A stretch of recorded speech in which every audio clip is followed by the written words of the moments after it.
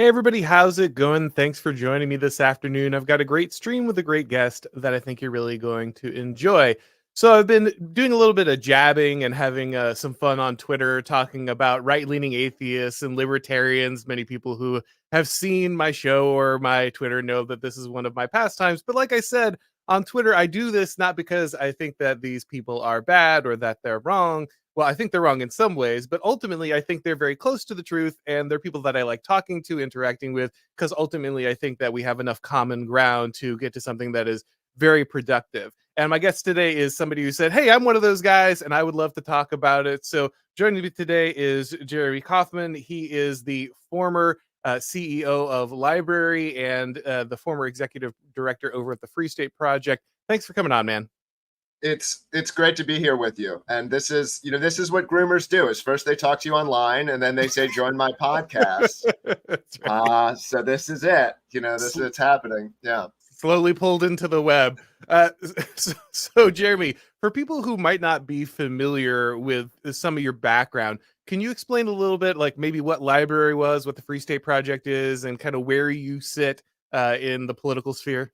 Sure. Yeah, I'm like a caricature of a right-wing libertarian. I'm like the guy in the very bottom right of the graph that calls everyone else a communist, and including the conservatives. Mhm. I ran a tech company that got basically sued out of it's technically not out of existence yet, but basically got sued out of existence by the federal government. We lost a 5-year court case in which the judge strongly deferred to the SEC's interpretation of statutes. So it would have been nice to have the Chevron case a couple of years earlier. Yeah. But yeah, I spent that company was used by tens of millions of people. So we were keeping a lot of content online during COVID and other eras that was unpopular. So I'm a free speech absolutist. A lot of people know that company via its product Odyssey, which I think is still used by tens of millions of people, but I'm not involved anymore. And then I was also the executive director of the Free State Project, which is this movement to concentrate libertarians in New Hampshire and to create a libertarian society or a libertarian order. And so, we're actually dealing with a lot of these questions, I think for real, because we're trying to do it. We kind of have recognized, I think a lot of the things that you and your audience have recognized about how America has failed, as well as why America has failed or is failing. It's still the greatest country in the world, right? But there's some real problems. And if we take people with a certain worldview and who recognize this and get them together, we can actually take over. And so we've actually been sort of marching through the institutions here, where we have free staters. There's around 100 state legislators who are graded as an A on their libertarian ratings.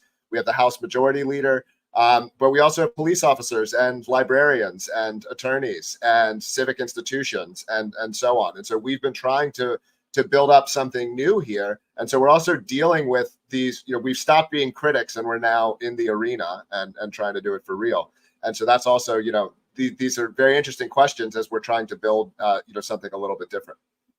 Yeah, and that's really fantastic because, like you said, so many people, both libertarian and conservative, will talk about small government, talk about the importance of the political process, but have no interest in actually getting involved. So the fact that you've been kind of boots on the ground in multiple areas is really, really critical. I think Odyssey is a great product, and I hope that there's some way to keep that alive because that's something I still upload to, and I think a lot of people use that, especially because of the censorious nature of YouTube and other platforms. It's really indispensable. So it's valuable work being done, and I appreciate the practical application there. It's not just talking the talk, it's walking the walk. So guys, we're going to dive deeper into libertarianism, small government, maybe some of the places that we overlap and some of the places we diverge. But before we do all of that, let me tell you a little bit about job stacking. Hey guys, let me tell you about today's sponsor, Job Stacking.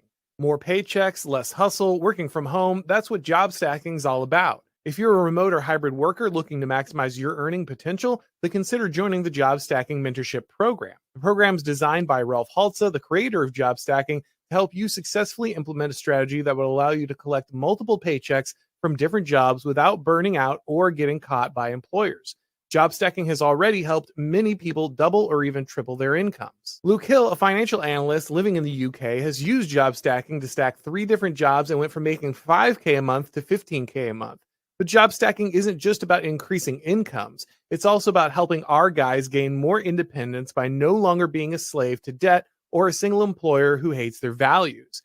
Andrew Gustafsson, a credit analyst from Australia, is now stacking 4 salaries, which he has used to pay off his personal and student debt and buy a home for his family. If you don't currently have a remote job, no worries. The program is also designed to help you land remote jobs so that you can go ahead and get started. So if you want to double your income and stop relying on a single paycheck from a woke employer, go to jobstacking.com/start now. That's jobstacking.com/start now and book a call with Rolf today.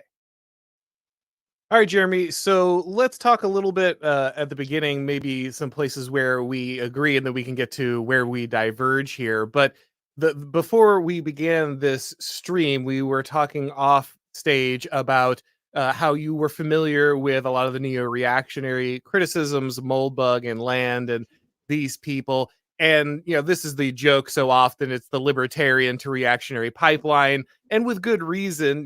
Curtis Yarvin is essentially just a disillusioned Miesian. And, Land is also very heavily drawing from people like Hoppe when he's writing The Dark Enlightenment. So there's a very strong libertarian strain running through NRX. It just kind of takes it to a different conclusion. But maybe you could talk a little bit about the parts of this that you find compelling, the places where you might agree, and some of the things that you think maybe it goes too far some direction, or you think it misses something. Well, I'll say some of it ultimately gets too theoretical for me, in the sense that I disagree with a lot of libertarians here as well, in terms of, they think that they can figure out all of these answers well before experience. I've been an entrepreneur basically my whole adult life, and one of the things you learn as an entrepreneur repeatedly is you're wrong, constantly. And so to me, it's like, well, we know the problem. So I agree very much. So I guess where I'm wholly agreed is these problems of liberal democracy, that sort of egalitarianism as the sort of American civic religion, and that this is a false religion. And so these sort of ideas which come from that school, I think they're entirely correct. I don't see, and I guess I see it as broadly compatible. If you're trying to, if you're from the school of libertarianism that I am from, which is basically private property absolutism, you're trying to ultimately use private property absolutism to have sort of competition between polities, between governments. I mean, that to me is sort of the ideal system, and you can have your Christian nationalism, and it can be competing with progressive multiculturalism, and we can see which will perform better, or maybe there's third or fourth or all kinds of other alternatives. But for me, I would want the society that I would want, and that I think most free staters want, is one that's very, very, very strong property rights, and using those property rights to come together to create private property order. And if you read Hoppe's work, I mean, he is basically completely agreed with people in these schools in terms of the types of government I think that he would like to see. Yeah, neo-cameralism seems pretty compatible with a large amount of what many libertarians would believe. This is perhaps a different strain of it, but it has a lot of overlap with the ability to compete and have the different governments go ahead. And there would be probably too absolute of a government hand, I guess, in any given patch when it comes to certain strains of neo-cameralism. But you would have the option to go to a different one, right? Yeah, I mean, I actually feel like I'm often the guy who's being the opposite of those, who's going around to conservatives and being like, look, libertarianism is actually a solution to your problems. If you as a conservative had stronger local private property rights and didn't have the federal government enforcing civil rights law on you and enforcing all these laws on you, you could have a society that you want locally. You might not get an America that you want, but you would have a local society that you want. And I'll give you an example. I live in Manchester, New Hampshire. And for the last 10 years, the city has not been able to clear homeless people camping off the sidewalks. That Supreme Court decision came in on Friday. On Tuesday, the aldermen voted 12-2 to clear them out. And on Wednesday, they sent the cops through the streets and kicked every homeless person out of the city. And that they would have done that years ago. It was the federal government who didn't let them do it. you know. Right. And so having localism allows everyone to satisfy their preferences more, you know. And so for conservatives, you know, I think in libertarianism could be a pathway to getting what they want, you know, if you so. Yeah, no, I mean, in many ways, I've suggested the same things you are suggesting, just from a different frame, with perhaps a different orientation to the good. But either way, the line of pursuit is the same. To get to those goals, you have to have that level of local control that's only available if you go ahead and strip away the ability of the national government to dictate all of these things down, and only if you take a level of interest in your area that allows you to go ahead and see this vision forward.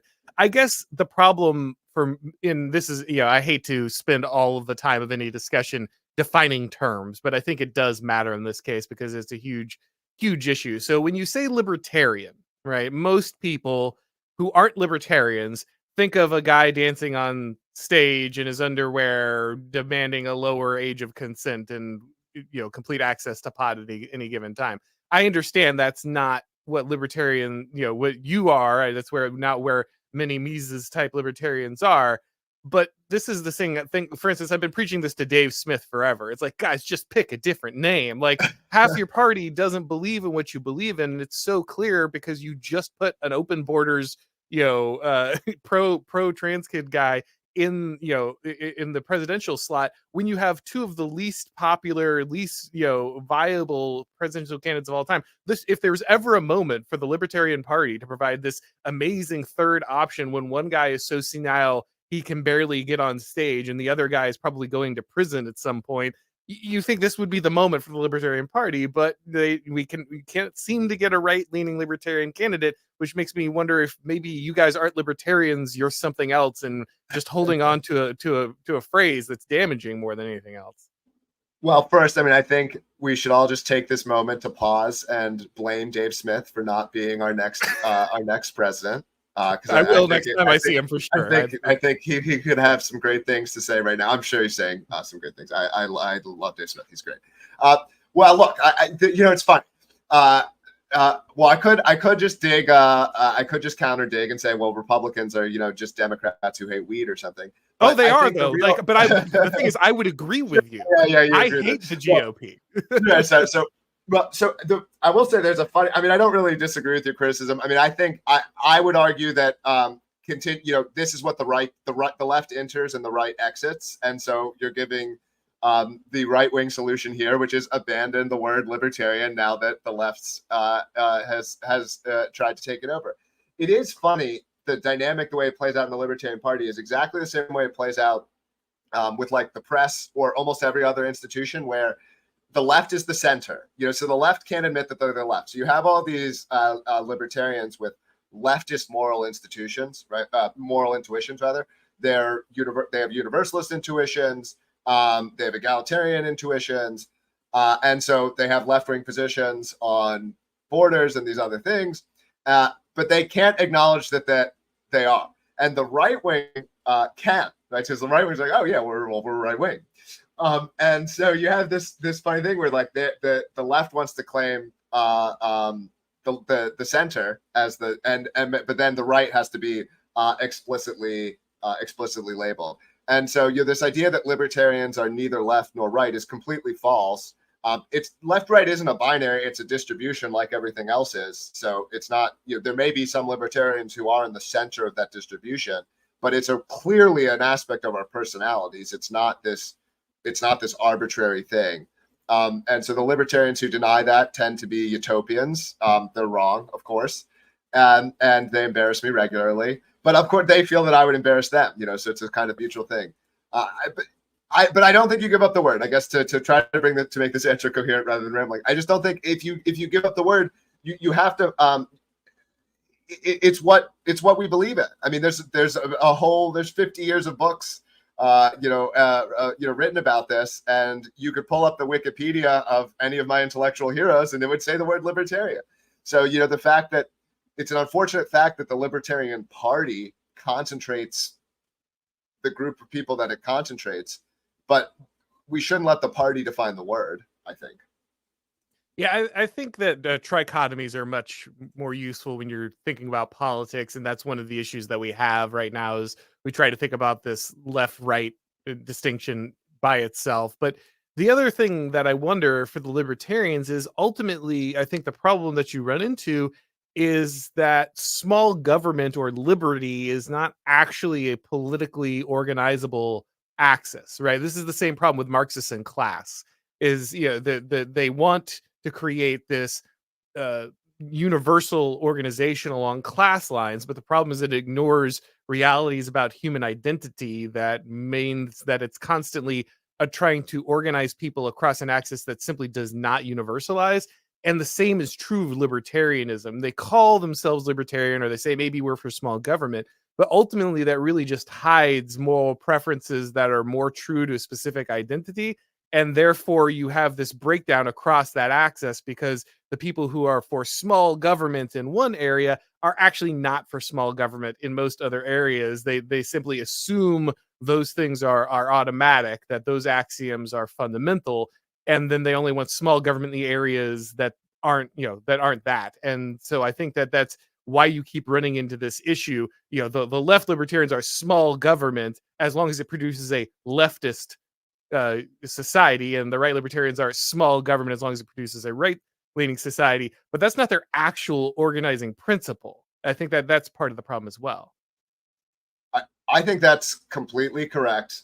A lot of libertarians like to believe that they're not consequentialists, but almost everyone's a consequentialist at the end of the day. You believe these things because of what you think will be on the other side of these things, right? If it turned out that strong private property rights somehow resulted in some sort of like every human dying, I don't know why, but like somehow, like of course you wouldn't believe in that anymore because humans are good, right? Like I want there to be more humans. I want humans to achieve that. So yeah, I think basically these sort of, it's good to have strong moral principles. I'm not arguing against that. It's good to have things that you will or won't do on principle, but part of the point of those principles is what they ultimately end up creating, I think, at the end of the day. And so I think almost everyone in their politics actually is ultimately working backwards in this way, right? Like I would thrive under free markets. I'm a creative person. I'm an inventive person, and so I've adopted a political philosophy in which the government who holds back people from creating and inventing things is the bad guy. How convenient. Of course, it's also better for everyone else. But like everyone, it's just remarkable how everyone simultaneously, the philosophy that they believe that's better for everyone else does seem to also be one that's generally better for them, right? Right. And even the liberal right, they will say, "Oh, I'm helping the poor." Well, you're helping the poor in a way that gives you status, right? You're helping the poor in a way that you get to be the bureaucrat and the manager and the and all of these, and all of these things. And so, I think most people's politics tend to be self-serving in one way or another. And so this also explains why you get the kinds of, there is a portion of Libertarian Party member who I think wants government away for reasons that I would consider not great, the sort of more libertine side of things. Millstone libertarianism. Yeah. Now I'm libertarian enough that I will also criticize the conservatives. To me, it's like, if you want to go and bomb Mexico, like that should be privately funded. You shouldn't be making me pay, but yeah, I think that this is absolutely what's driving it. And so there are some, I don't want to go around attacking libertarians. So I think this is a minority. I think the majority of Libertarian Party members are decent people. And I think honestly, the majority of Libertarian Party members also probably aren't ultimately happy with the choice that they got, and feel like they kind of got stuck. But look, I'm voting for Trump. So I'm not here to get people to vote for Chase Oliver. And as a democracy disrespecter, I'm not here to try to compel anyone to vote for anything. That's but that it's just, it's, like I said, it's a constant problem that I think the Libertarian Party runs into, which is no different, to be fair, again, to any political party. The conservatives have a similar issue that's not really I'm not pointing out a specific weakness in libertarians themselves so much as political organization as a whole, not understanding, especially in the American context, kind of what actually binds these parties together, or what binds these coalitions together. Oh, okay, so democracy is the problem, or democracy is a problem. Maybe it's the problem, but so where do you go? What do you put your energy into? And this is always, where I think, Moldbug ultimately, or Yarvin ultimately failed. Okay, like you want a king. I don't even necessarily endorse that. Well, actually, he doesn't even want a king. He would prefer a joint stock corporation. I'm like, all right, I can kind of go along with this. Uh, there's not, his plan though was something like everyone should wear a certain color, and then when there's enough of us, well, it's like that's not a real plan, And so similarly, even when he had his debate with Rufo, to me, it's like, well, look, Rufo's getting stuff done. Rufo is improving things. This is how things kind of work. You get momentum behind you. So it's like, where is the momentum? Where is the power center? Where is the thing that's going to be built where eventually something is going to actually happen? Because I don't really see that happening at all. Yeah, no, I'm with you. And actually, let's dive a little deeper into the practical application here. But before we do, guys, let me tell you about ISI. Universities today aren't just neglecting real education, they're actively undermining it. And we can't let them get away with it. America was made for an educated and engaged citizenry. The Intercollegiate Studies Institute is here to help. ISI offers programs and opportunities for conservative students across the country. ISI understands that conservatives and right-of-center students feel isolated on college campuses and that you're often fighting for your own reputation, dignity, and future. Through ISI, you can learn about what Russell Kirk called the permanent things, the philosophical and political teachings that shaped and made Western civilization great. ISI offers many opportunities to jumpstart your career. They have fellowships at some of the nation's top conservative publications like National Review, The American Conservative, and The College Thinker. If you're a graduate student, ISI offers funding opportunities to sponsor the next great generation of college professors. Through ISI, you can work with conservative thinkers who are making a difference. Thinkers like Chris Rufo, who currently has an ISI researcher helping him with his book. But perhaps most importantly, ISI offers college students a community of people that can help them grow. If you're a college student, ISI can help you start a student organization or a student newspaper or meet other like-minded students at their various conferences and events. ISI is here to educate the next generation of great Americans. To learn more, go to isi.org. That's isi.org. So I'm with you, to be clear, that I think Rufo's the most effective right-wing activist we've seen in a very long time, and that practical wins do matter. So I think that Yarvin's approach to this whole thing of, well, you just kind of sit around and wait for the elites to switch sides, and then kind of the whole thing just kind of cascades, is not in itself a great idea, because Yarvin is himself a kind of a liberal elite. He's an urbanite. His kids are always going to get to go to private schools and live in safe areas, and so all of these problems are really beneath him. Ultimately, he while he might have sympathies with the chuds, he's not of the chuds, and so he always kind of has this hands-off approach, because it's not really his problem at the end of the day. He's going to be living in areas where that's never going to really touch him ultimately, and also being a materialist in a very strict sense. That these things do not, the continuity of these things do not bother him the same way they might bother someone like me. But I do think that there's a version of this that ultimately recognizes that we are going to be moving towards an epochal shift. I think that the idea that we're going to have a practical bootstrapping of kind of the Mr. Smith goes to Washington solution to our problem simply doesn't exist. And I think that's more what Yarvin is opposing in Rufo, is that he brings back the faith of, well, but there is a Mr. Smith goes to Washington solution. There is a point at which you get enough political capital together and you just switch things back to 1980s Reagan America, and that kind of solves your problem.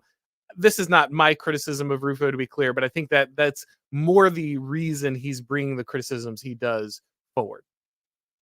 Totally. And I think there's something to that criticism, but to me, it's like, well, where's the thing? Like, where either if it's and if it's not a formal thing because it can't be formal, at least who's it being built around? Where, because if you're gonna do this, the elites have to switch like to a side, around someone or around some institution, around something. If Yarvin is critical of Rufo, becoming, re-enabling this faith in something fake, he should be building up Rufo as like becoming the next, dictator of America or whoever. Right. I've been trying to meme Thomas Massey into becoming king. I went up to him at the Libertarian convention and I asked him if he would consider seizing America by force.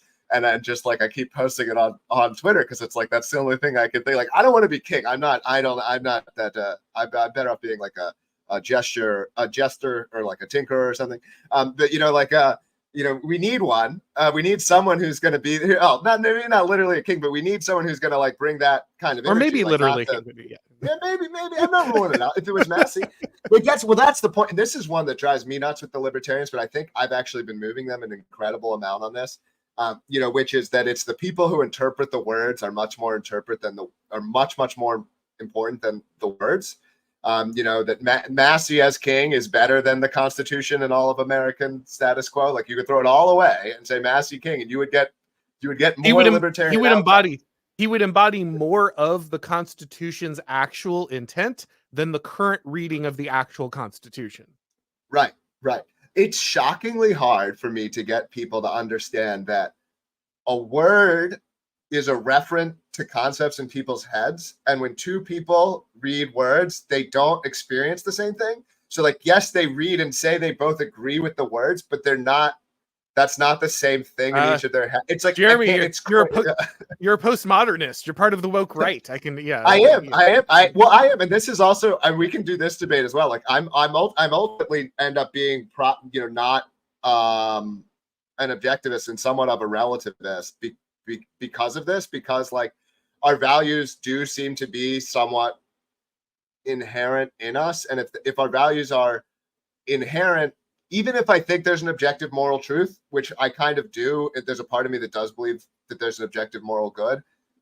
But if I also recognize that you have that same intuition and your intuition suggests something different, it feels like a sort of not tolerance in our own spaces for each other's, but like there has to be, otherwise it's a war against all forever. So there has to be some kind of tolerance for different things in different spaces.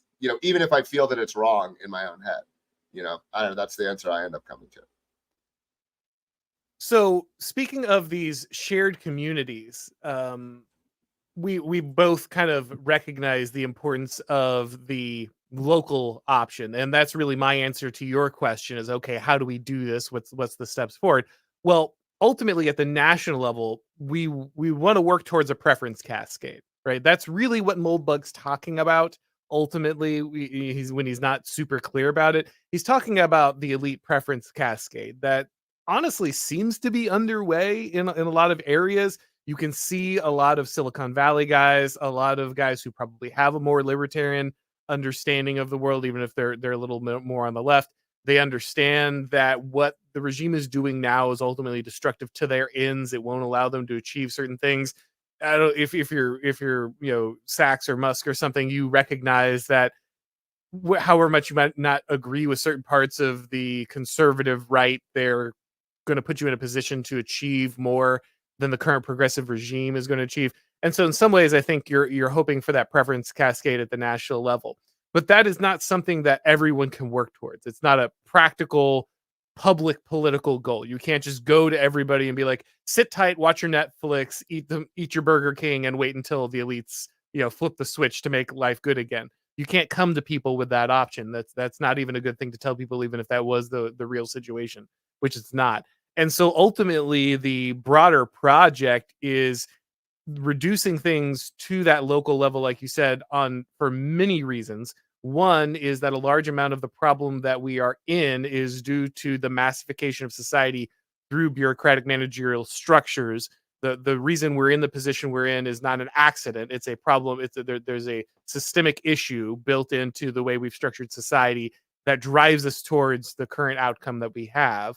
And the solution to that is largely localism, but also because this reinvests people into meaningful community interactions, which actually is what gives people purpose in life.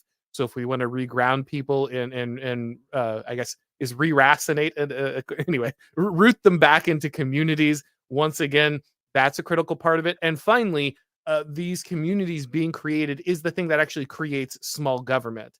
This is always my problem with many libertarians. I'm not saying you, because I don't know where your position is on this, but many libertarians confuse the order of operations. They think that small government creates desirable communities or is a goal in and of itself, as where I believe that small government is a fruit of a virtuous community that has been ordered in a way that allows the government to do less and less. So small government is a good, but it's a good that comes from an already virtuous, robust community.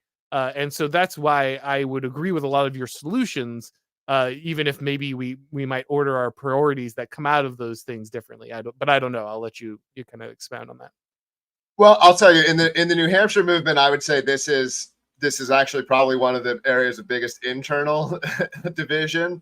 We have plenty of our own on the sort of more, utopian side here. We're like, well, once everyone everyone will want to be a libertarian once they see how great it is, and I'm not so convinced that that's true. I think the central problem is your selection mechanism for people. How do you make sure the right people are coming to New Hampshire and the wrong kinds of people aren't? And ideally, the wrong kinds of people are actively leaving the state because they feel uncomfortable living here. Right. And so that's what I want, but it's not. And right now we try to do it like mostly through memes, essentially, or vibes, which is real. Like it is real. No, it's absolutely, it's far better than other ways. Well, yeah. So, but there is a real question of how do you sustain these things? And this also, I'm someone who believes that things are mostly the way that they are for relatively rational reasons. Like I think humans tend towards sort of crabs in a bucket, egalitarian sort of style thinking. I think that is the sort of natural state of man. Only when we feel, and this is actually, I would say it was probably Peter Thiel. I would give as much credit for getting me down this way of thinking as anyone else, because he turned me on to Rene Girard and these other interesting thinkers. But this idea that envy as this fundamental motivator for humans, and what that we get, like Thiel believes that we get a better America when America has an enemy. Like that's part of where I actually think he is sort of more quote. I don't believe he's actually like xenophobic in any real way, but I think part of it is he wants America to have an enemy because that makes America better. We stop looking at having these jealous competitions with our neighbor when we feel that we need to be working together to defeat the foreign. And so this idea that in order to, if you want humans to be working together in these pro-social groups, rowing together and achieving things, when we're at our best, we're actually at our best when we're worried about losing, when we feel that we're faced by some either an existential, it could be a natural threat, but when there's something existential, there's something that we're facing. Whereas when we have all the resources in the world, we turn to court bickering, we turn to playing these kinds of games, these kinds of status games or whatever. And I don't know, that's kind of an uncomfortable thing to be true, but I think it's like possibly true. So if you want your group to be working together and not infighting, you need to be pointing it towards something as the foreign that needs to be defeated, or this other existential threat that needs to be surmounted. It turns out friend enemy politics is politics. It's all politics all the time. That's the yeah. Right. So I mean, that's what I'm so interested in, though. Is like, because I'm very here's another. I had this question on my mind for like several years, and I still don't know the answer. It's just like, if you were literally starting you get to write the Constitution, and you get to pick the first 100 people, so you get to see the entire thing. So you get to see the words and the word interpreters, and now you want to propagate it, right? Because you do want to have it grow to millions of people. Like the idea of a nation that can contain millions of people, I think, is at least theoretically possible. What would you even do? How would you do it? How do you end up with good people in charge and not bad people? How do you prevent bad ideas, from taking hold and this kind of thing? And there's so much more criticism than there is positive answers out there. So I see all these criticisms, I'm like, I agree, cool. And then I'm like, what are you doing? Where's where's the answer? Where do I go? Where do I sign up? What do I join?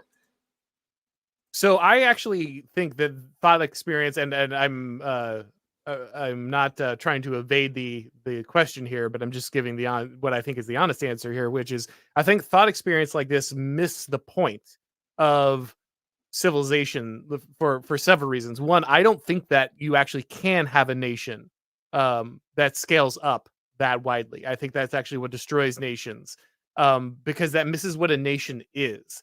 A nation is the the nation state, right? Because the nation and the state are not the same thing.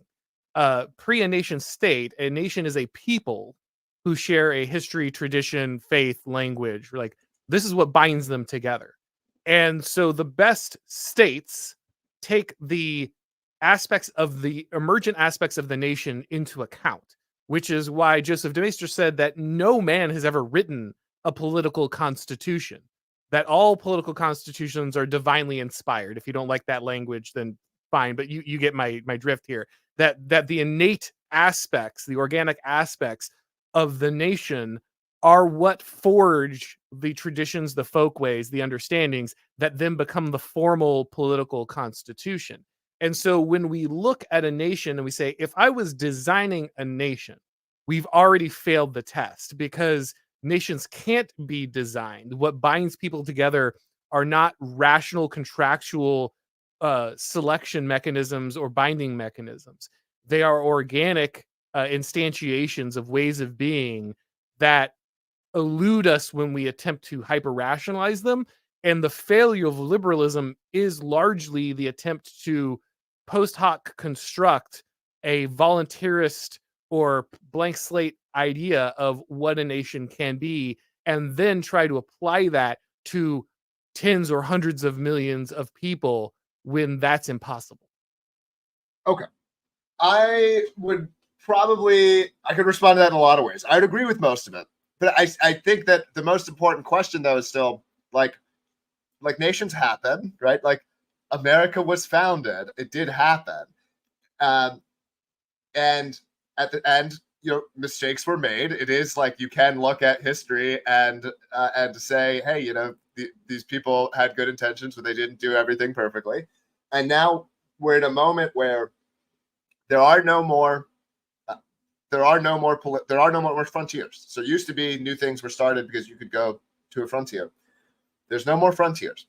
But I don't believe history is over. I actually think we're entering an unprecedented era where people are now forming proto-nations online, the sort of Balaji Srinivasan network state hypothesis. This is happening both formally and informally, where you'll see, like, you can find Russians who are into like Appalachian, pickup truck rolling coal culture, who like look like they are from Appalachia, and they live in Russia. And this is now we're seeing this happen horizontally, and they're joining a proto nation.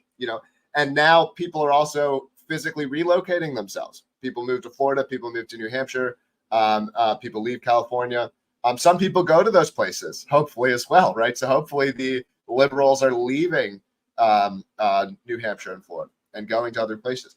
And so these are the early stages. So if there is to be a political realignment, it's going to happen through this force. And it is an organic force. You're right. It's not being planned. No one sat down and planned this. Even though the Free State Project was planned, it was as much of a nudge as anything else. A lot of it's happening organically. But I still think it's good to say, okay, or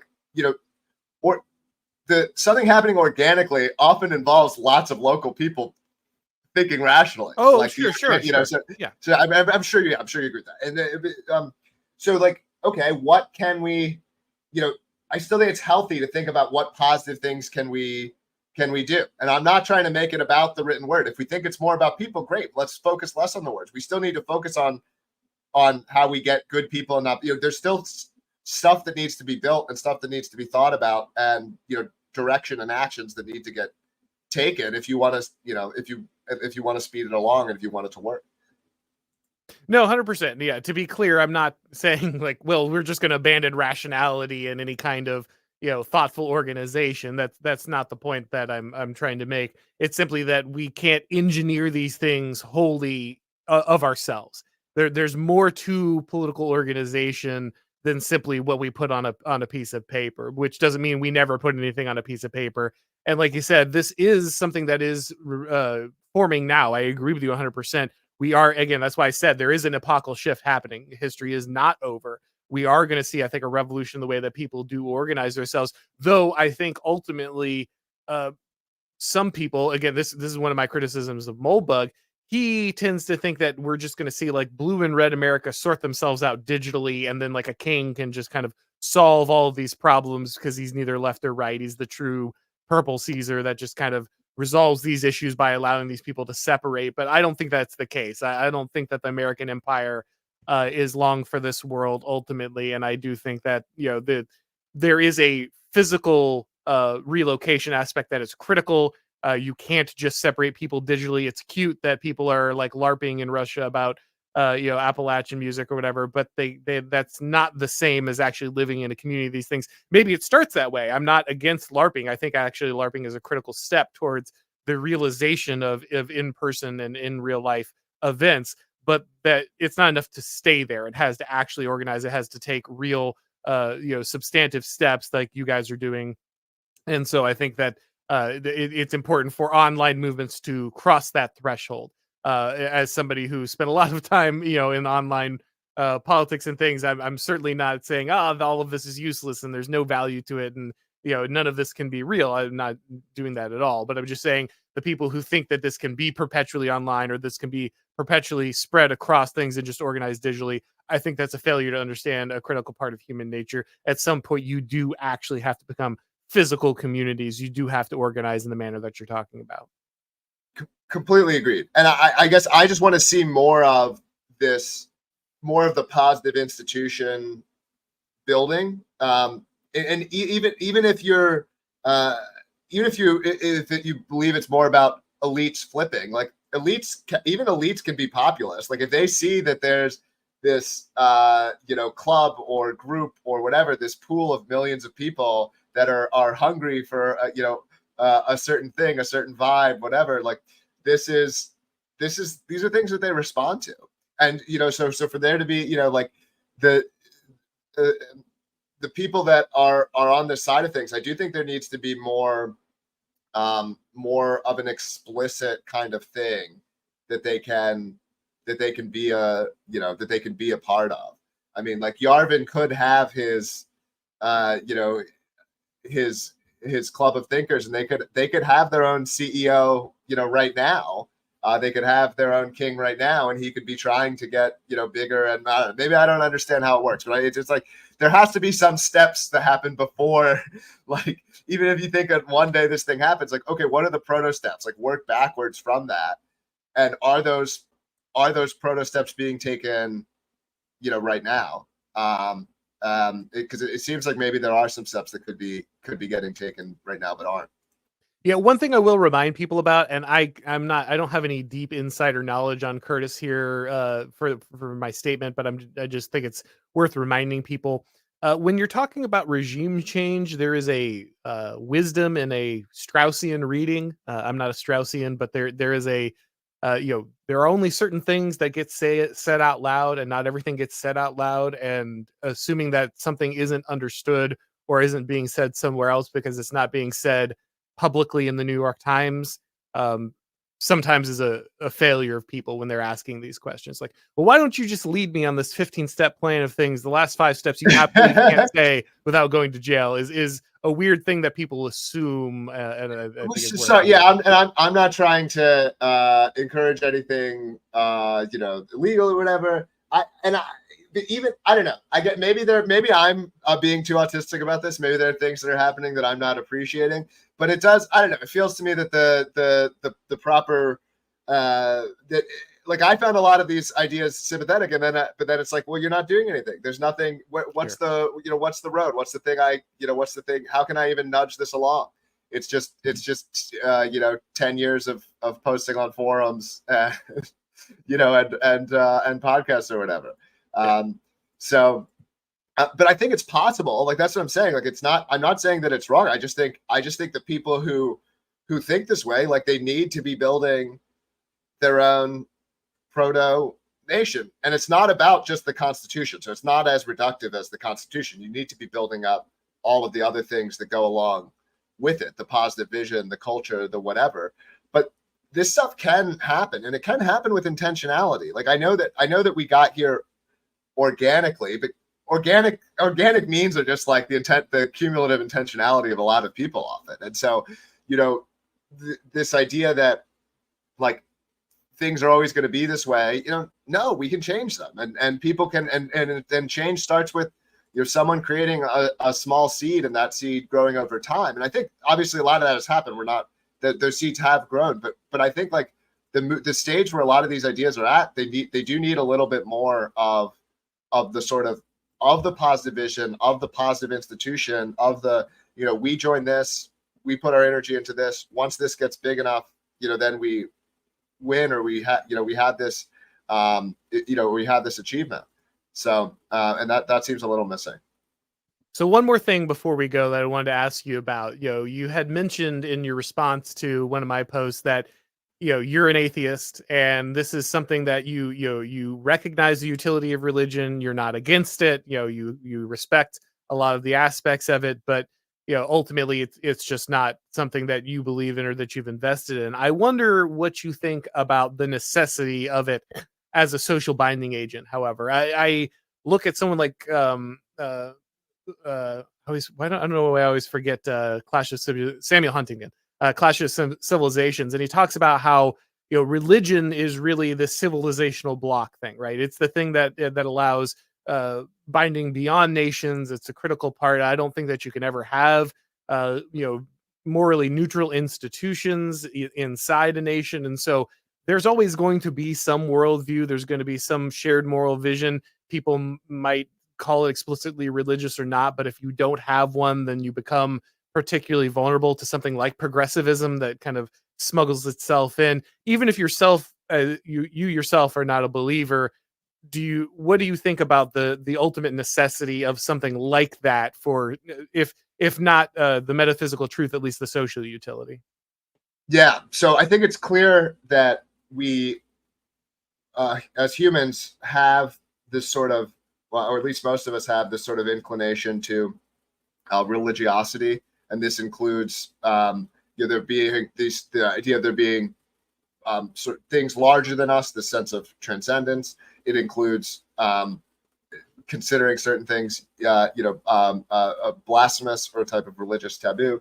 And so it turns out if you strip people of their religion, a lot of people will just latch on to other things. And so this is why you see so much the fact that if someone says transgender people are sacred, the odds that this person is an atheist is like pretty high, and so so I think it is unhealthy for a lot of people to not have it. And I don't mean to say that I'm somehow like different, or I'm certainly not making the claim that I'm better, but like I don't know, it's always been really hard for me to ultimately believe it. But then when my lack of belief, I don't feel had the same spillover effects, although maybe I attached my desire for transcendence to something like libertarianism, because I do think it's healthy to be striving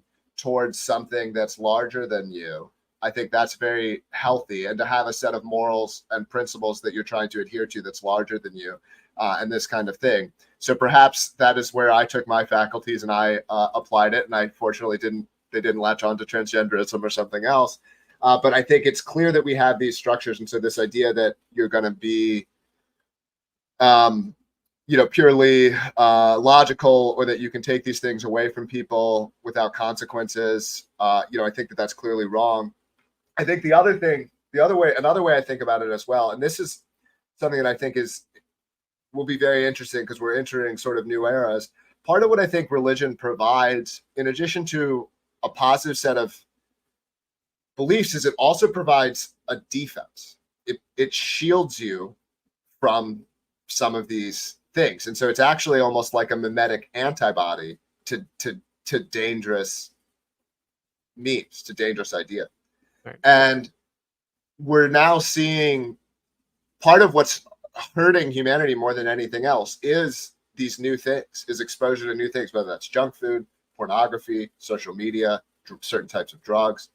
And so we have this vulnerability almost. It's like a vulnerability. And so how do we stop humans from falling prey, to these things?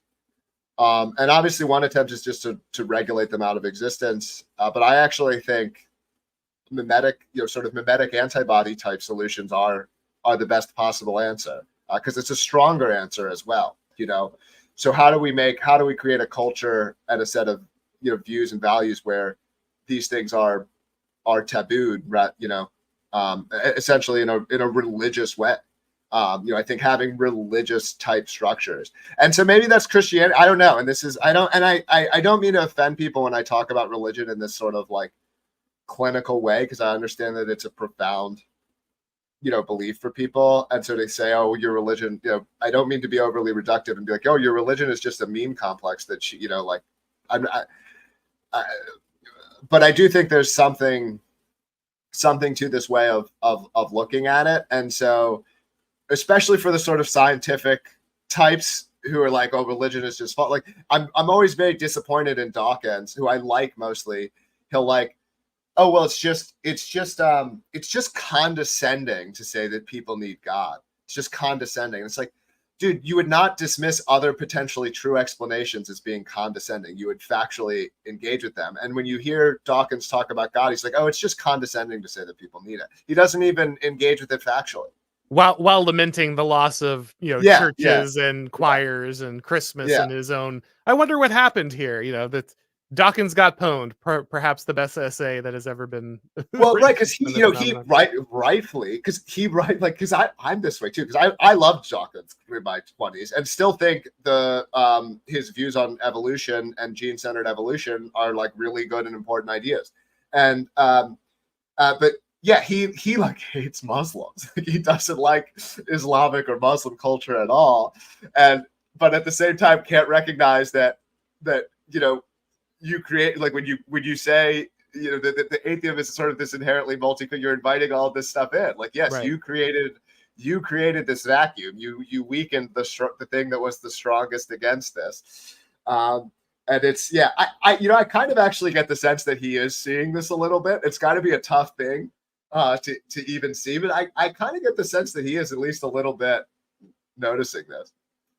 Yeah, I agree with you that for a very long time we were selecting for production, and now the selection pressure seems to be for avoiding mimetic contagion. That seems to be the next bottleneck here, is really the people who can go ahead and deny themselves kind of these things, these end products of the society of modernity. Are really going to be the ones that make it through to the other side of this. And, while I do think it is too reductive to simply see religion as a memeplex, I do think it's valuable in some ways, because I do know, at least from my own work, people watching my own channel go through the NRX window, that the inside of NRX is, a lot of people miss this about it, but it's the thing that really, and it's funny because I was a religious person, but it never really, because I had been brought up in this kind of normie conservative tradition, I didn't really understand it. The key insight for me is ultimately that in NRX is that everything is religion. that actually that everything is religion. Even the evolutionary selective aspects of it are religious in nature. And so for a lot of people, actually, this has moved them closer to religion, looking at it in this way, really like, oh no, actually there is a scientifically quantifiable understanding of why this is necessary to my life and to culture and to society, has ironically moved them then closer to the more mystical metaphysical aspects, then once you recognize, oh, this is something I should participate in, if only for its utility, then they realize, oh, there's more than the utility. There's more here. Once they start getting into it. So while I understand people's aversion to discussing in that manner, I think for some people it's actually has been as helpful moving them towards the real thing as anything else. Yeah, I've seen that as well, and it's it's certainly made me more curious about it, because these aspects of our nature are clearly there, and denying, I think it's always, at least my belief is always, you have to start by acknowledging these truths about ourselves, because I think that we're actually at our most dangerous when we don't, when we deny our own nature. That's when we get these kinds of utopian and terrible ideas. And so if we start by being honest about ourselves, hopefully we can, that leads to better outcomes. Yeah, they're to horribly paraphrase a C.S. Lewis quote. It's something like, if you find yourself constantly alien in this world, perhaps it means there is another. But we're going to go ahead and wrap this up, guys. It's been great talking to Jeremy. Of course, this is a pre-recorded episode. I'm up in Washington, D.C. right now speaking at NatCon 4, so there won't be any questions from the audience, but I'll be back on Friday, so we'll be back to kind of normal shows by then. Jeremy, is there anywhere that you'd like people to go look? Are you working on a project, something you want people to know about? You can just follow me on Twitter at my full name, Jeremy Kauffman. I just hit 50,000 followers this morning, so if you enjoyed what I had to say here, I post long takes on there quite a bit. Fantastic. All right, guys. And of course, if it's your first time on this channel, go ahead and subscribe on YouTube, turn on the notifications, click the bell. Just because you're subscribed doesn't mean YouTube knows you actually want to see the channel. It's a great system. Fantastic. Somebody should really make something that replaces it. I'm joking for Jeremy here. But if you, of course, would like to get these broadcasts as podcasts, make sure that you go ahead and subscribe to the Ora McIntyre Show on your favorite podcast platform. And if you'd like to pick up my book, The Total State, you can do that on Amazon, Barnes & Noble, Books A Million, or order it at your local bookstore. Thank you, everybody, for watching. And as always, I will talk to you next time.